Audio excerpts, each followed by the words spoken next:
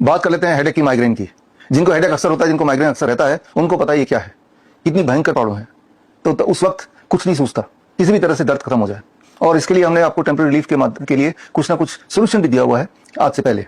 और वो सोल्यूशन एक तो है 2 सेकंड ऑयल, जो मेरे फॉलोअर को पता है अच्छी तरह से। 2 सेकंड ऑयल, जिसमें एक, इसको खोलेंगे तो छोटा सा एक बॉटल, और उस बॉटल के अंदर जो ऑयल है उसको सूंघना है। जब सूंघेंगे तो 2 सेकंड के अंदर ही मोस्ट लाइकली आपका हेडेक, आपका माइग्रेन थोड़ा रिलीफ मिल जाता है, और इमीडिएट रिलीफ मिलता है, वेरी वेरी फास्ट। बट ये रिलीफ की बात नहीं कर रहे हैं हम, पूरी तरह से ठीक करने की बात कर रहे हैं। अगर कोई ऐसी परिस्थिति है जहां पे आप किसी कॉन्फ्रेंस में है, किसी काम के दौरान है, काम के बीच में है, या आप ट्रेवल कर रहे हैं, उस वक्त सिर्फ अगर ये जेब में हो तो उस वक्त के लिए थोड़ा रिलीफ मिल जाएगा।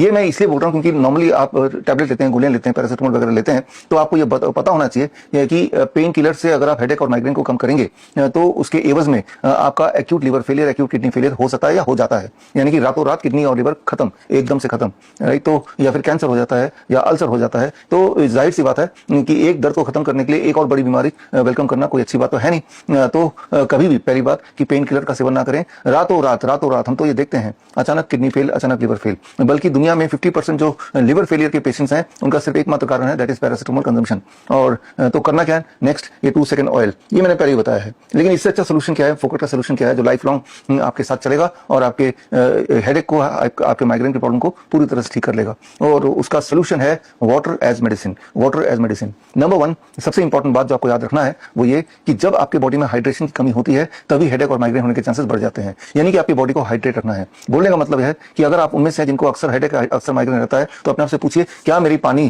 की क्वांटिटी कहीं कम तो नहीं है, क्या मैं ठीक से पानी रोज का कंजम्पशन ठीक रहता है क्या। तो मोस्ट लाइकली जवाब आएगा कि आपका जो वाटर कंजम्पशन है, जो पानी पीने वाला पानी, वो जितना होना चाहिए उससे काफी ज्यादा कम है। और जब वो बहुत कम हो जाता है तो हमारा ब्रेन हीटअप हो जाता है। याद रखिए, जब हमारा ब्रेन हीटअप होगा तो हमारे हार्ट से ब्लड ब्रेन की तरफ जाएगा उसको कूल करने के लिए। और ऐसे में ब्रेन का जो ब्लड वेसल्स हैं, कैपिलरीज हैं, वो डायलेट होंगे, एक्सपैंड होंगे, बड़ा होंगे। जो ये जो एक्सपेंशन है, इससे हेडेक आएगा, इससे माइग्रेन आएगा। दिस इज द मैकेनिज्म कि माइग्रेन हेडेक क्यों होता है। More blood flow to the brain leading to the dilation of the blood vessels causing headache and migraine. तो इसको कैसे चेक में रखना है, एनफ हाइड्रेशन। सुबह उठ के 2-3 ग्लास पानी पी लीजिए, दिन भर पानी का बोतल लेके चलिए, और रह के हर 2 घंटे में थोड़ा थोड़ा पानी पीते रहिए। तो इससे आप हेडेक और माइग्रेन से बचे रहेंगे, खासतौर पे वो लोग जिनको अक्सर हेडेक और माइग्रेन की प्रॉब्लम रहती है। अब आते हैं कि अचानक हेडेक या माइग्रेन हो ही गया तो बचाव कैसे करेंगे। हालांकि 2 सेकंड ऑयल का फॉर्मूला तो मैंने आपको दिया ही है, लेकिन ये भी एक टेम्पररी चीज है।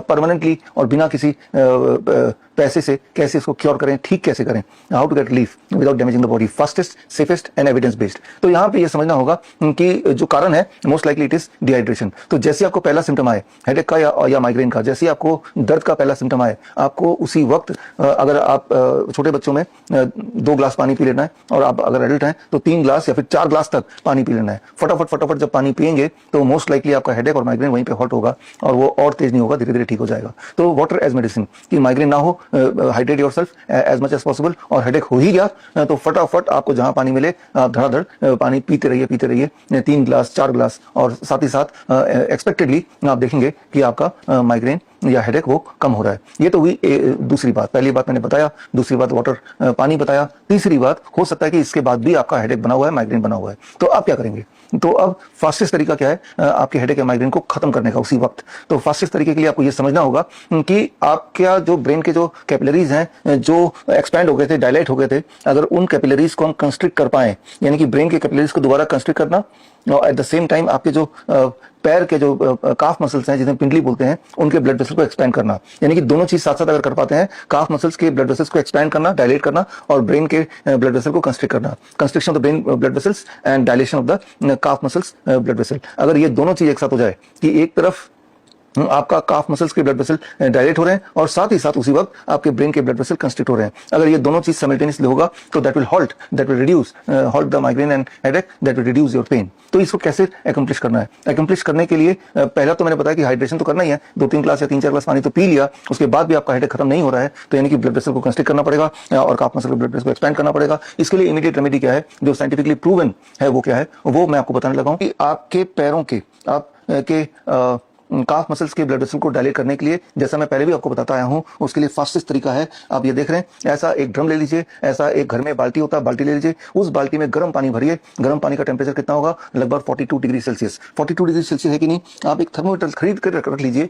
ये वाटर थर्मोमीटर है, ये आपको ऑनलाइन कहीं भी मिल जाएगा, हमारे साइट से मिल जाएगा। ये बहुत थोड़े से पैसे का आता है, 300-400 रुपए का आ जाएगा, या उससे भी कम पैसे में आ जाएगा। ये खरीद के रख लीजिए, और ये रख लिया, और गर्म पानी भर लिया आप अपने बाल्टी में गर्म पानी भर लिया। और अब अगर दोनों पैर, यहाँ तो पानी है नहीं, मैं डेमो के लिए आपको समझा रहा हूँ, और दोनों पैर आपने अंदर डाल दिए, और गर्म पानी है, इतना गर्म कि आपको अच्छा खासा गर्म लग रहा है, लेकिन इतना गर्म नहीं कि आपके पैर ही जल जाएं, और ऐसे बैठ गए। तो जब आप ऐसे बैठे हैं और पानी गर्म पानी है 42 डिग्री सेल्सियस लगभग एडल्ट्स के लिए, और छोटे बच्चों के लिए 40 डिग्री के आसपास से गर्म ही इज एनफ हॉट।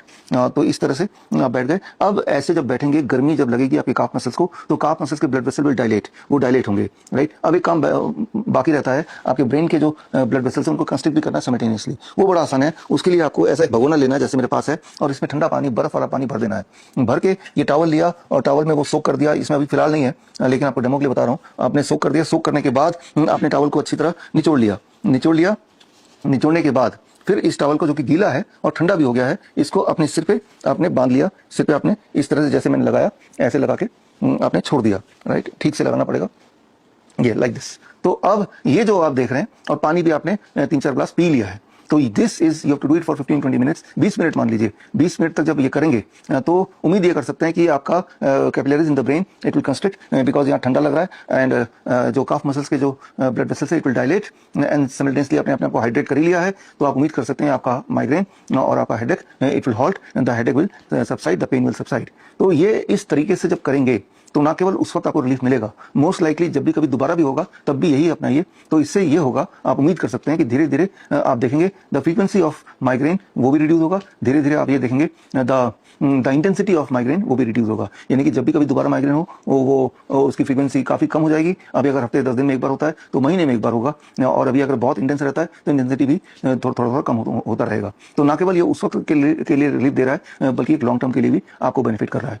तो वाटर एज मेडिसिन यूज करके आप ढेर सारे फायदे उठा सकते हैं। फॉर एग्जाम्पल, एक छोटी सी बात और कर लेते हैं, जो हम कराते ही हैं, जस्ट याद दिला रहा हूं, जो हमारे पेशेंट्स को फीवर होता है, तब भी हम उनको बोलते हैं कि पैरासिटामोल बिल्कुल मत लेना। पैरासिटामोल से फीवर को कम कराना मतलब अपने आप को और बीमार करना, लंबे समय तक बीमार रहना। तो फीवर को कैसे कम करेंगे? याद रखिए, फीवर हमारा कोई दुश्मन नहीं है। Fever is not our enemy. Fever तो बॉडी का डिफेंस सिस्टम है, जो अंदर के जो वायरस बैक्टीरिया जिन्होंने बॉडी में अटैक किया, उसको मारने के लिए होता है। तो आपको बॉडी को सपोर्ट करना है। तब कैसे सपोर्ट करना है? यही कि आपने 42 डिग्री सेल्सियस पानी में दोनों पैर रख दिए, और रखने के बाद 30 मिनट तक रखा। लेकिन जाहिर सी बात है, 30 मिनट तक जब रखेंगे, तो ये जो पानी है, ये धीरे धीरे टेम्परेचर ऑटोमेटिकली ठंडा होगा। उसके लिए मैंने तो जुगाड़ किया, जो हम अपने हॉस्पिटल में करते हैं। ये आप देख रहे हैं, ये इलेक्ट्रिक पैनल है, और इस पैनल से जब पानी इसमें भरते हैं, तो ऑटोमेटिकली यहाँ पे सेटिंग की है। सेटिंग को चेंज भी कर सकते हैं। 42 डिग्री पानी टेम्परेचर पहले गर्म होता है, पहले कुछ मिनट में, और फिर वहीं पे कट ऑफ हो जाता है। पानी उतना ही गर्म रहता है लंबे समय तक, क्योंकि ये इलेक्ट्रिक पैनल से जुड़ा है, और यहाँ पे थर्मोस्टेट लगा हुआ है, यहाँ पे हीटिंग एलिमेंट भी लगा हुआ है।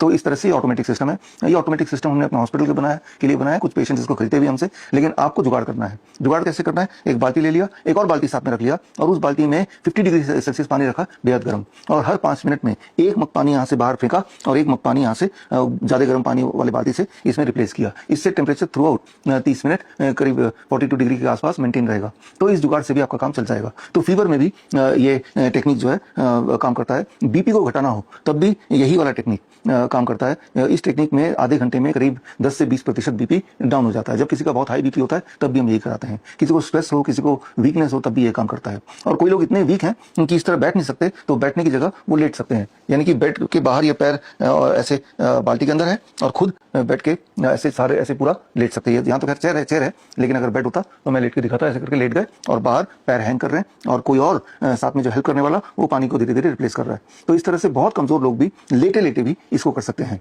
तो ये जो मैंने आपको बताया, वाटर इज मेडिसिन। अभी तो मुख्य माइग्रेन के लिए तो मैंने बताया हाइड्रेशन अलोंग विद ये टॉवल वाला कोल्ड वाटर, लेकिन फीवर के लिए सिर्फ इतना ही काफी है। ब्लड प्रेशर को रिड्यूस करना है, तो भी सिर्फ इतना ही काफी है। वीकनेस को ठीक करना है, तो भी इतना ही सिर्फ काफी है। अगर बहुत स्ट्रेस हो रहा है, एंजाइटी हो रही है, तो भी 42 डिग्री सेल्सियस पानी एंड फॉर अबाउट 30 मिनट्स तक पैर रखना है। चाहे आप बैठे हैं या पोस्चर लेटने का हो, what ever it is, it will equally work. तो इस तरह से आप देख रहे हैं कि वाटर एज मेडिसिन के माध्यम से हम बड़े से बड़े दिखने वाली प्रॉब्लम, इवन इमरजेंसी की बात करें, तो चेस्ट पेन, हार्ट अटैक, किसी को अगर चेस्ट पेन हो रहा है, एंजाइना हो रहा है, हार्ट अटैक के सिम्टम आ रहे हैं, तब भी यही करते हैं और तब 42 डिग्री सेल्सियस की जगह थोड़ा और गर्म कर देते हैं। मामला बड़ा ही इमरजेंसी वाला है, अर्जेंसी वाला है, तो ऐसे में इंसान को थोड़ा गर्मी और सहनी पड़ेगी, लेकिन ज्यादा गर्म पानी में 42 से लेकर 45 के बीच में जितना इंसान सह सके उतने गर्म पानी में ऐसे जब बिठाते हैं तो ब्लड प्रेशर डायलेट होता है, ब्लड प्रेशर रिड्यूस होता है और हार्ट अटैक के सिम्टम्स या चेस्ट पेन वो धीरे धीरे रिड्यूस होता है। ये जो बातें मैंने बताई हैं, इसके अलावा भी इसके कई तरह के परमुटेशन कॉम्बिनेशन से बहुत सारी तरह की बीमारियां, चाहे वो कैंसर हो, चाहे वो प्लैंटर फेसाइटिस हो, चाहे वो वेरिकोज वेन्स हो,